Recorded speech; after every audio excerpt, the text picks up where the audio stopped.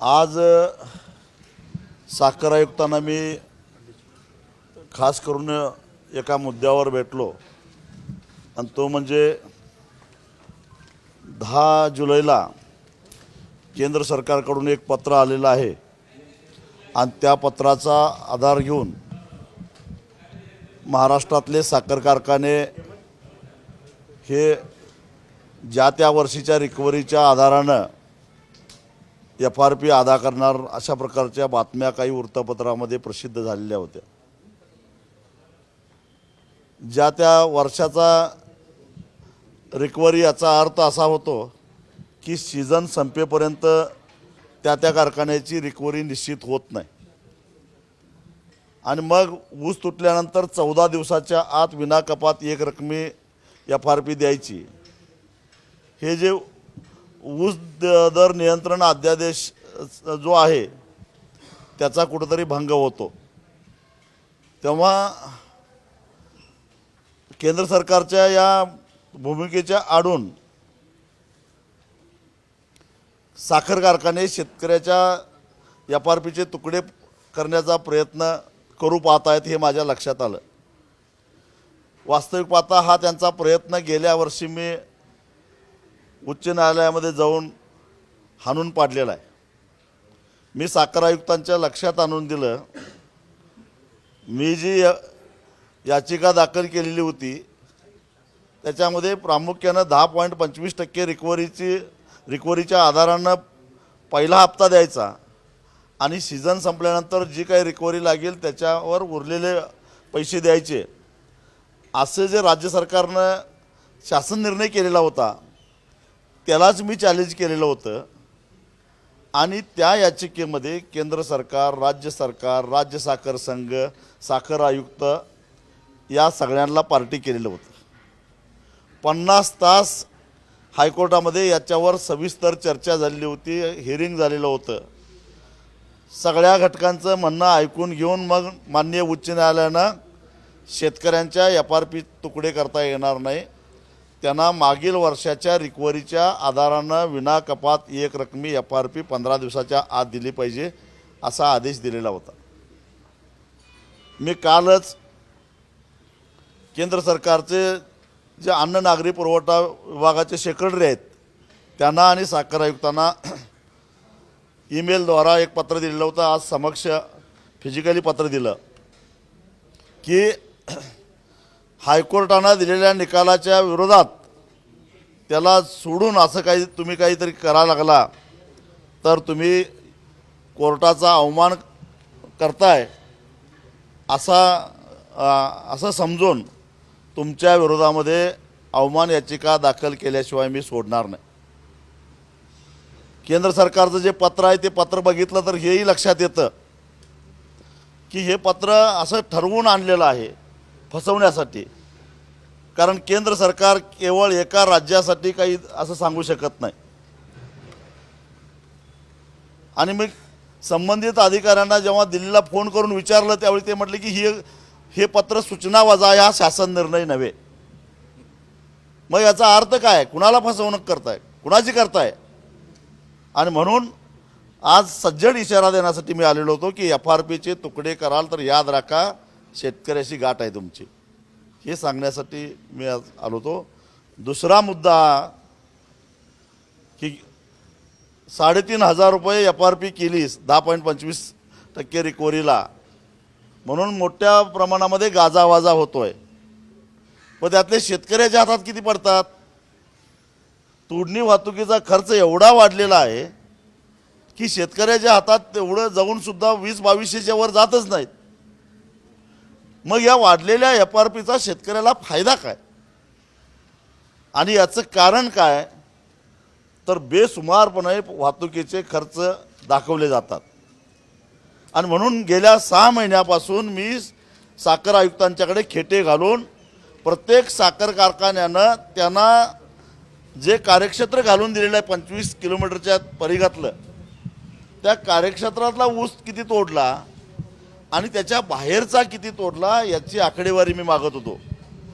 अनेक हेलपाटे घातल्यानंतर अखेर ती काही विभागातली माहिती मला मिळाली आणि त्याचं ज्यावेळी मी विश्लेषण केलं, अगदी कोल्हापूर सांगली परिसरामध्ये म्हणजे कोल्हापूर विभागामध्ये ऊसाची घनता प्रचंड आहे, तरीसुद्धा 25 किलोमीटरपेक्षा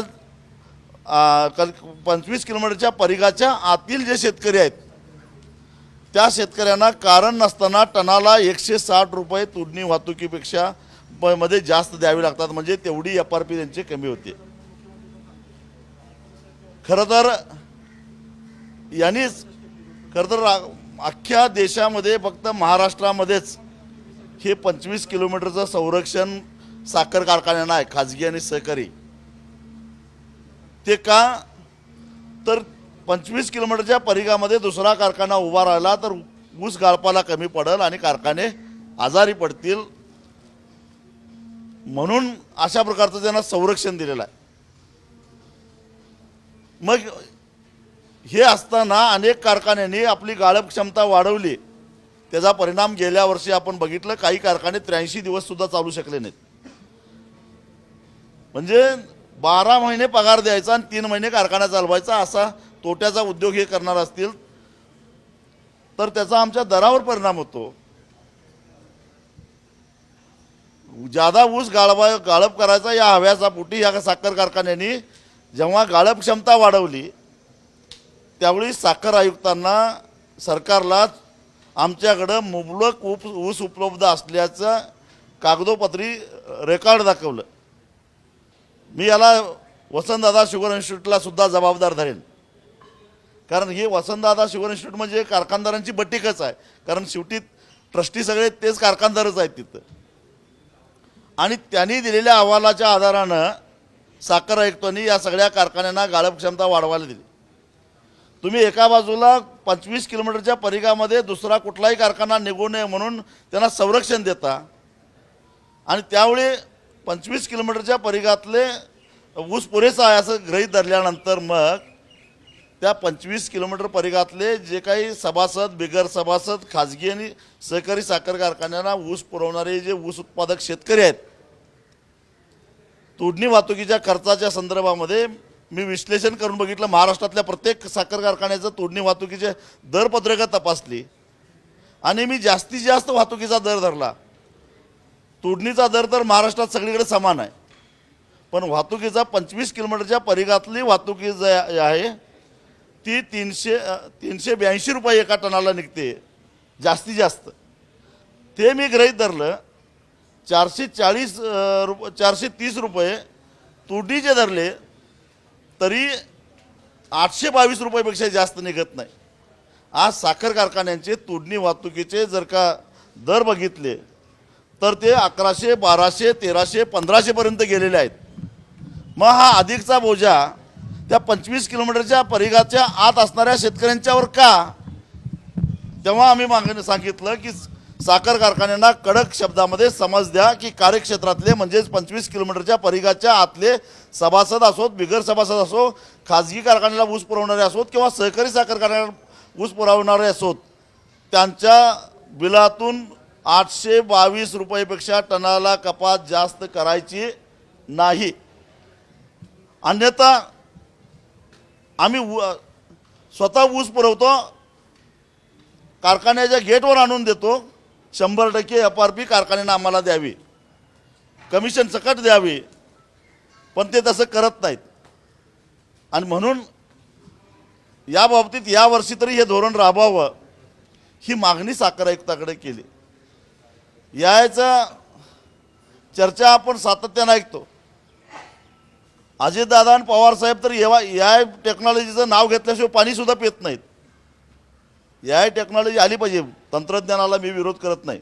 उच्च प्रतीचं तंत्रज्ञान शेतकऱ्यांच्यापर्यंत पोचलं पाहिजे, पण फक्त ते उत्पादन वाढीसाठीच नव्हे तर शेतकऱ्याचा ऊस वजन करण्यासाठी सुद्धा याचा वापर झाला पाहिजे आणि त्याची रिकव्हरी तपासण्यासाठी सुद्धा याचा वापर झाला पाहिजे.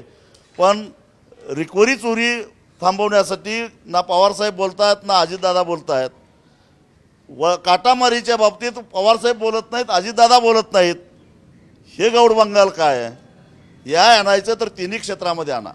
उत्पादन वाढीसाठी वापरा, 500 कोटी रुपये बजेटमध्ये तरतूद केल्यास स्वागत आहे. पण अनेक कंपन्या आहेत, माझ्याकडे त्यांनी येऊन प्रेझेंटेशन केलेलं आहे की सॅटेलाईट सर्व्हेद्वारा शेतकऱ्याच्या शेतातल्या उभ्या ऊसाचा सर्वे करून त्याची किती टक्के रिकव्हरी आहे. जसं शेतकरी डेअरीला दूध घालायला गेल्यानंतर त्याला कळतं, त्याच्या डोळ्यासमोर कळतं की त्याचा किती SNFचं दूध आहे आणि किती फॅटचं दूध आहे, तसं ऊस तोडण्यापूर्वी त्याला कळतं त्याच्या शेतातल्या उभ्या ऊसाचं वजन किती होणार आहे आणि त्याची रिकव्हरी किती लागणार आहे. मग हे तंत्रज्ञान का स्वीकारत नाही सरकार? याचा सुद्धा स्वीकार व्हायला पाहिजे, तरच खऱ्या अर्थानं सरकारची आणि साखर कारखानदारांची भूमिका प्रामाणिक आहे असं आम्ही समजू. परंतु ऊस कमी पडायला लागलेला आहे, कारण गाळप क्षमता वाढवून ठेवलेली आहे. या टेक्नॉलॉजी आणा, त्याला एकरी 25,000 रुपये द्या, म्हणजे तिथंही त्यांचाच फायदा. आणि आमचा कारखाना पूर्ण क्षमतेनं चालवतो, हे असले लाड आता चालणार नाहीत, हा इशारा देण्यासाठी म्हणून मी साखर आयुक्तांना भेटलो.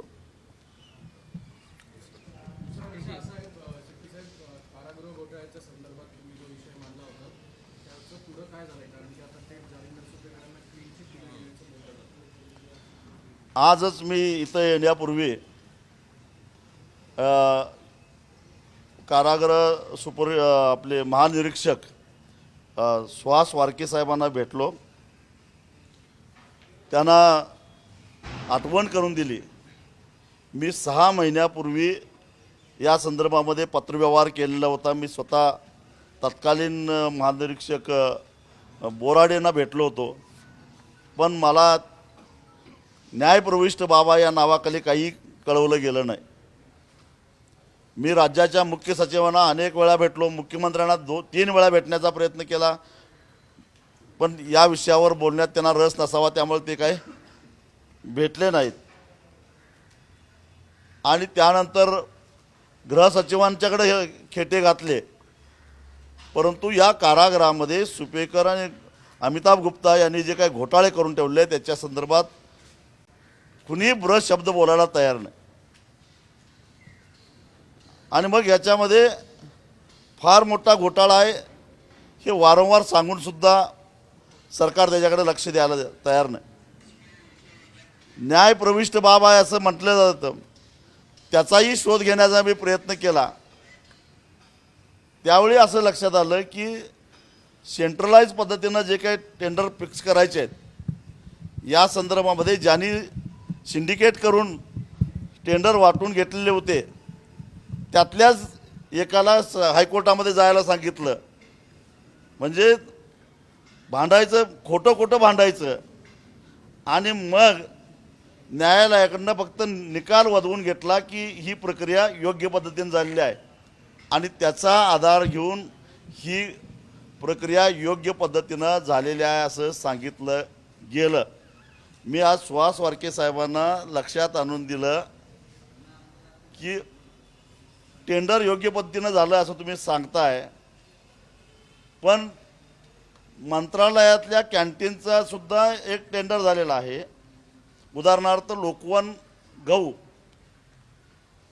ज्यांनी कॅन्टीनला पुरवलं ते लोकवन गहू 33 रुपये किलोनं पुरवलेला आहे आणि त्याच गव्हाची किंमत कारागृहाला पुरवत असताना 46 रुपये दाखवलेली आहे. साखळी करून त्यांनी जर का 46 रुपये किमान किंमत केले म्हणून तुम्ही त्याचं केलं, पण बाजारात त्याचं काय आहे? जो जनरेटर खरेदी केला, 42 जनरेटर खरेदी केले, त्या 42 जनरेटरपैकी एका जनरेटरची किंमत त्यांनी 9,45,000 काहीतरी दाखवली. मी स्वतः मार्केटमधनं त्याच कंपनीचा त्याच कॅपॅसिटीचा जनरेटरचा एक कोटेशन आणलं, एक जनरेटर घ्यायचा म्हणून, ते 5 लाखाला मला मिळालं. म्हणजे हे काय बघणार नाही का तुम्ही? केवळ टेंडर प्रक्रिया योग्य पद्धतीनं झाली आहे म्हणून एवढ्या मोठ्या प्रमाणामध्ये घोटाळा झाला असताना डोळेझाक करणार आहात का?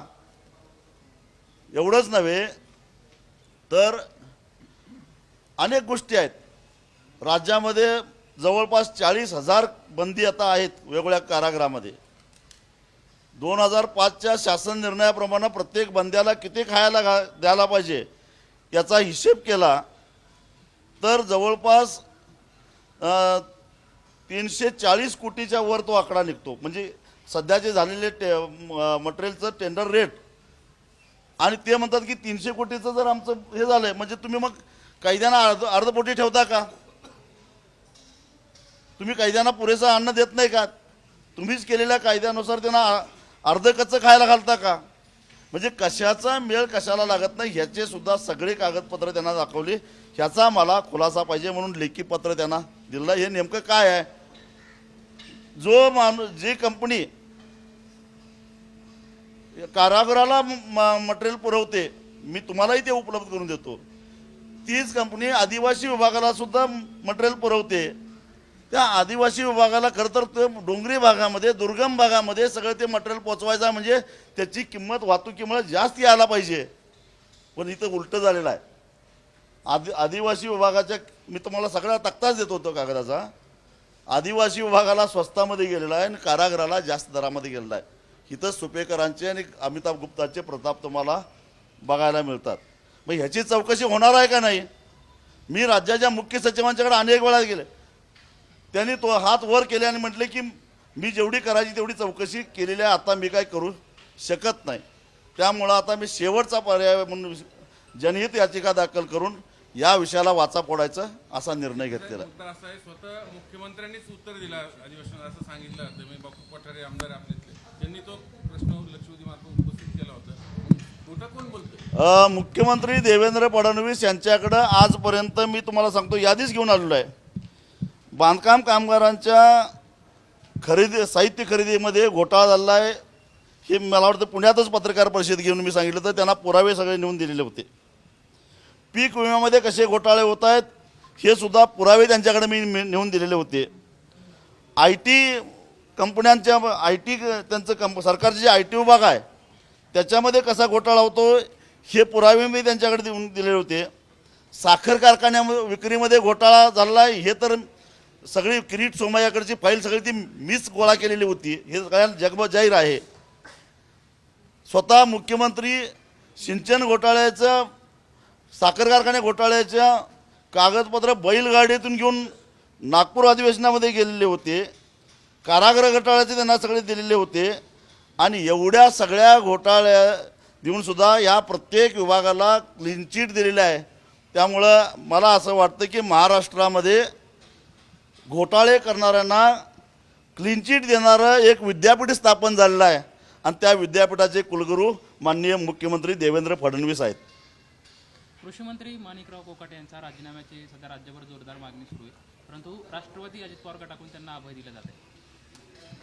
खरं तर असा नादान शेतकऱ्यांची अवहेलना करणारा कृषी मंत्री आजपर्यंत आम्ही बघितलेला नाही.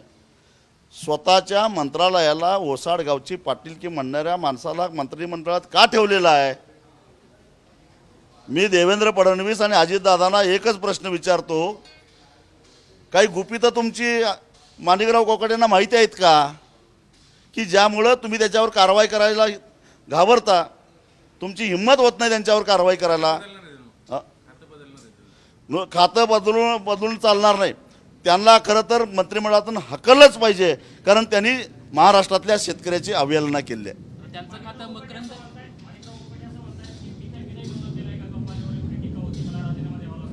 तुम्ही शेतकऱ्याची तुलना भिकाऱ्याबरोबर केली.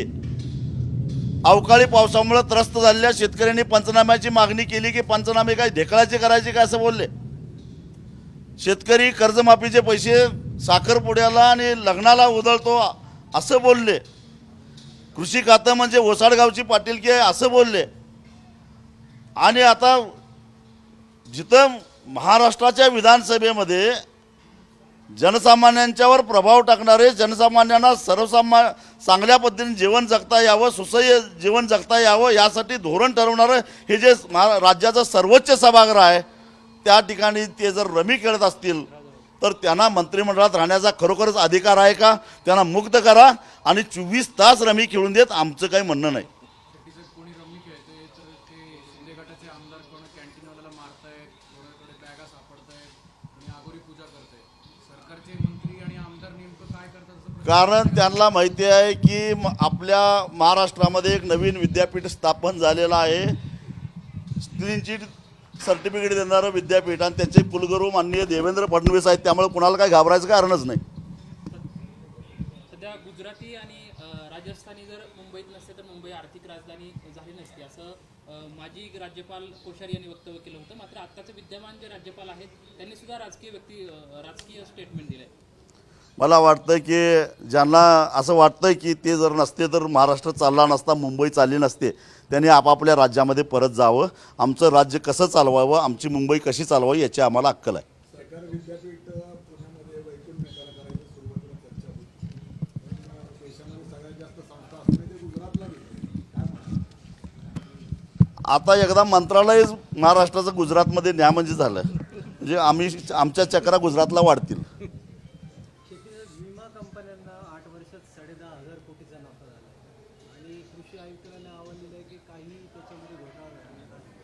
काय तुम्ही मगाशी मी जे जेल घोटाळ्याच्या संदर्भामध्ये सांगितलं तसं हे घोटाळे कागदावर तुम्हाला दिसणार नाहीत, पण मुळामध्ये अशा पद्धतीनं या विमा कंपन्यांना पैसा कमावता यावा अशा प्रकारची पॉलिसीच केली जाते. कारण मी या विमा कंपन्या आल्यापासून सातत्यानं सांगतोय की ही विम्याची योजना ही शेतकऱ्यांच्यासाठी नाहीच आहे, या कंपन्यांच्यासाठी आहे.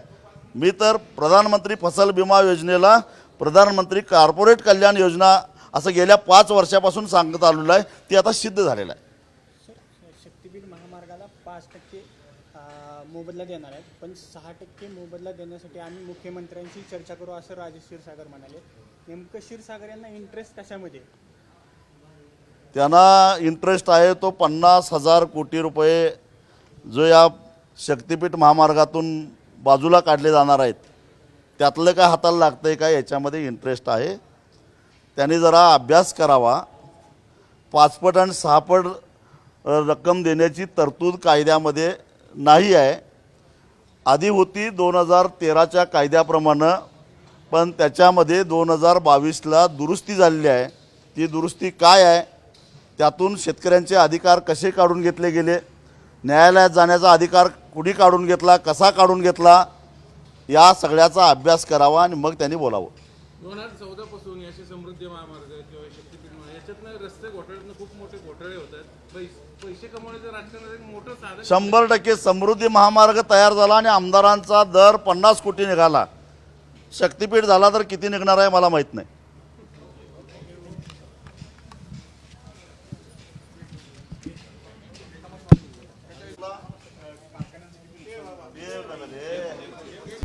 आता isakal.com आहे देशातील नंबर 1 ची मराठी न्यूज वेबसाईट. प्रत्येक अपडेटसाठी isakal.com ला नक्की भेट द्या.